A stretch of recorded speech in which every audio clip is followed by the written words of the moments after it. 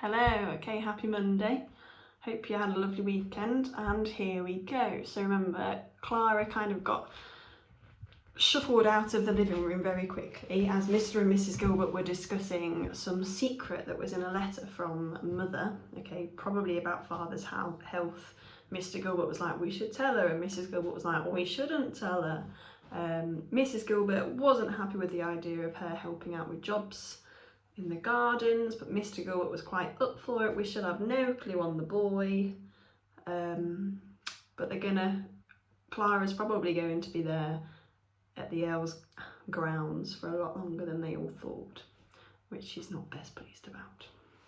So, chapter 8, the mandarin. A mandarin is a type of orange, basically.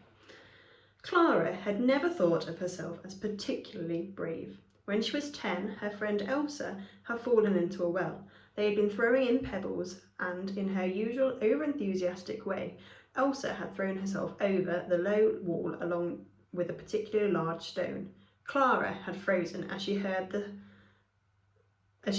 plop of the stone, followed by a larger and meatier splash as her friend hit the icy water headfirst. The thoughts that went through Clara's head were precisely these: I must be brave. I must rescue her. These thoughts went through Clara's head several times, but to her extreme annoyance, her body refused to translate these thoughts into actions, and all her fingers did were clench and unclench. Clench and unclench. Clara's body was still frozen when, having heard Elsa's high-pitched wails, Philip King arrived with a large stick and pulled Elsa out like an overwrought fish, arms flailing and goosebumped skin dripping. Clara had taken off her jumper and wrapped it round Elsa, soothed her, told her everything would be fine, and hurried her home to her anxious mother and a warm bath. Clara's fingers had still been clenching and unclenching when her father came to say goodnight that evening. He had placed his hand over hers. His grip was firm and steadying. What if Elsa had drowned because of what I didn't do? Clara had whispered tearfully. Mother's soft, familiar laugh had drifted up the stairs. It wrapped around Clara's body like silk. Father had looped an arm around Clara's shoulder and kissed her twice on the head. He smelled of piped smoke and ginger pudding Mother had made for tea. Clara had closed her eyes and let her body relax onto his side. Sometimes pretending to be brave is enough, he said wearily. Sometimes we must all try hard while there's a war on, especially now. I've enlisted in the army and may soon have to be going away. Long after the son had said goodbye for another day and her parents had retired to bed, Clara thought about what her father had said. She twisted the words this way and that way, but they still didn't make sense. For she hadn't pretended to be brave when Elsa had fallen into the well. She hadn't pretended anything at all. She turned over in her head the discussion her mother and father had most evenings after tea about whether her mother should take the job at the local factory. Her father said it was perilous work. Aside from the risks of poisoning or turning yellow from exposure of chemicals, there was also terrible tales of factory explosions and high death tolls. But her mother shrugged these issues aside and said she was determined to do her bit until the day of peace was declared, if that day ever came. Her mother was brave. Her father had said so. If it was only Clara who was not brave. The darkness of the gardens enveloped Clara like velvet. There was no blue moon, no rat-a-tat-tat of rifles firing in the woods, or startled birds cooing overhead tonight. The gardens were silent and still, as if they were watching Clara, waiting to see what she would do next. She thought of Father's advice. Sometimes pretending to be brave is enough. She took a deep breath of soft garden air, her feet treading quietly on the grassy paths, past the sleeping, tumbled-down scarecrows, past the orchard of fruit trees. So she's gone out in the garden at night. Then a noise. A scuff of a boot on a paving slab to her right. She paused, tilted her head and listened. Another scuffle. The creak of a door. Clara crouched beside the hothouse where she had now found herself, imagining herself as small as the tiniest of her Mankersrock dolls. Remember those ones that stack up into each other. She glanced behind her.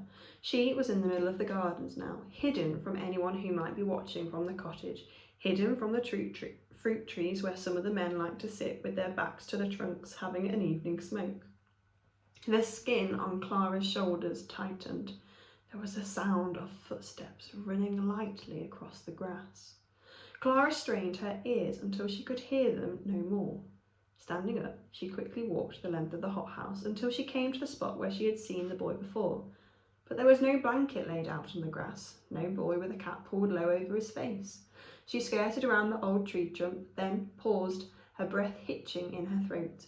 There, in the centre of the stump, was a single perfect mandarin. So an orange like the ones in the front. Across where we are now. One green waxy leaf clinging to its short straw. Clara stared into the dark, heard the hoots of an owl. A fleeting smell drifted under her nose, something like pipe smoke. She bent down and picked the fruit up, cradled it in her palms, gave it a sniff. It reminded her of Christmas, of laughter and games around the fire. The fruit didn't belong on the mossy tree stump, so why had it been left there, and by whom? A burst of raindrops tapped on the glass of the nearby hothouse like fingernails as Clara peered into the gloom. Had it been left for someone else? Perhaps she should look after it, for surely it would get spoilt sitting here in the rain. Picking up the mandarin, she put it in her pocket, then wiped her cheeks. She glanced back in the direction of the cottage and her bedroom window.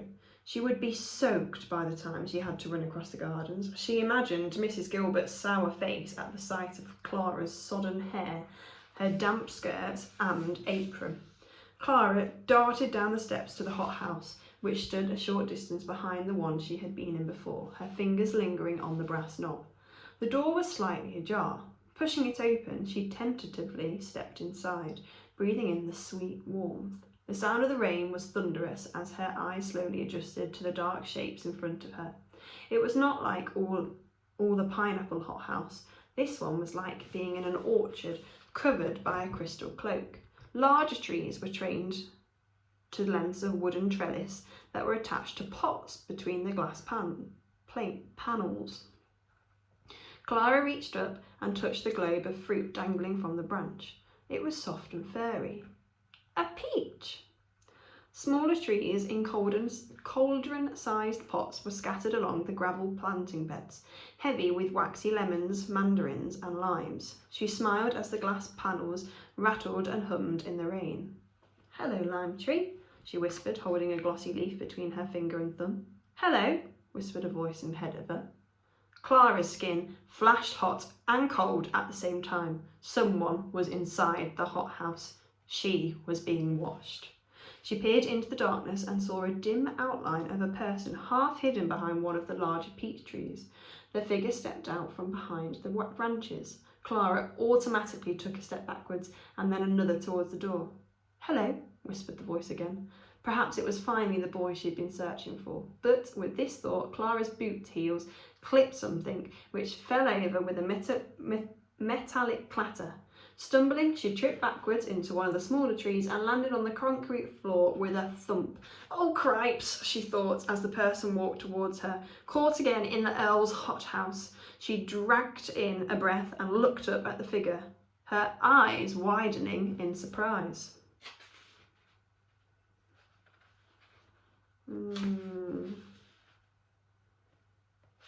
Let's read a little bit more. We've got to find out who it is. Chapter 9. Will. "Golly, are you all right?" It was the boy. The boy. "I'm fine," whispered Clara, even though her head was aching and her palms were scuffled and gritty from her fall. The boy was holding out a hand to her. Even in the dull light, Clara could see that it was a dirty hand, nails blackened as if they had been dipped in pots of ink. Ignoring him, she pushed herself up and examined his own poke-marked hands. The boy bent down to the scattering of soil, a few leaves and 2 small limes that had been dislodged by Clara's fall. He scooped the limes into his hand and forehead crinkling. Is the tree damaged?" Clara whispered. Just a minute before she had been saying hello to the lovely tree, and now it was broken. "It will live," the boy whispered back. "I'm sorry, it was my fault startling you like that." Without warning, he clapped a hand to his mouth and smoothed a rasping cough. No, I shouldn't have been in here. It was raining and I just came in for a second to shelter. Words bubbled from Clara's mouth like a stream racing downhill. The boy flashed her a quick smile as he placed the fallen lime next to the pot the tree was growing in. He coughed again, soothing the sound with the crook of his arm. So when you cough into your arm. Then, after he had swept up the soil with his hands and tipped it back into the pot, he reached into his jacket pocket and pulled out a small notebook. Flipping it open, he carefully slipped the fallen leaves inside. How very odd, thought Clara. As he returned his book to his pocket, something fell on the ground. Clara bent over and picked it up. It was a long, thin leaf which had been folded like a concertina. She handed it to him. It's from a pineapple plant, said the boy. I draw them, the plants and the leaves, It's what I do when I'm not stoking the boiler to heat the hothouse. Remember, the leaves from pineapple are really thin. And we've heard about this boy who stokes the boiler, okay? The small ginger one that Robert was telling us about. He pushed the folded leaf into his pocket. Clara remembered what Robert had said and squinted at the boy's hair, but it was hidden under his cap. So, you're the hall boy? You work at the big house? The boy let out a small laugh. It was bright like silver. No, not quite. I'm just Will. Clara smiled. Oh, hello, just Will. I'm Clara. Will held out his hand again. Nice to meet you, he said, giving her a funny half bow, which made Clara want to giggle. This time she reached out and shook his hand. His grip was firm and warm and stung her grazed palms, but she found she did not mind one bit. Reaching into her pocket, she pulled out the mandarin she had found on the tree stump. I found this in the garden. Will took a step closer and peered at it.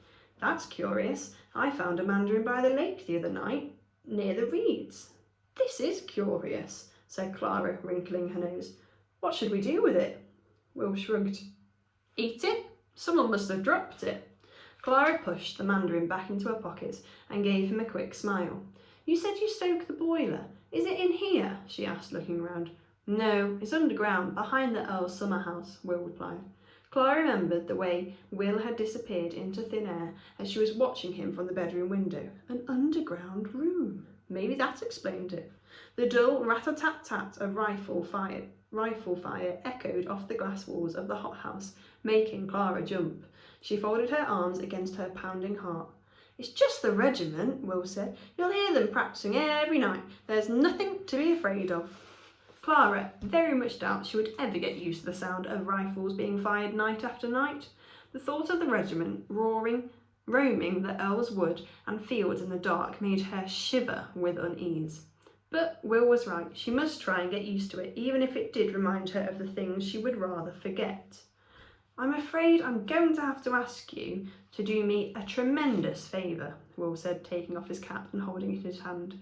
A lock of wavy hair, dark hair, rolled into his left eye. He pushed it behind his ear.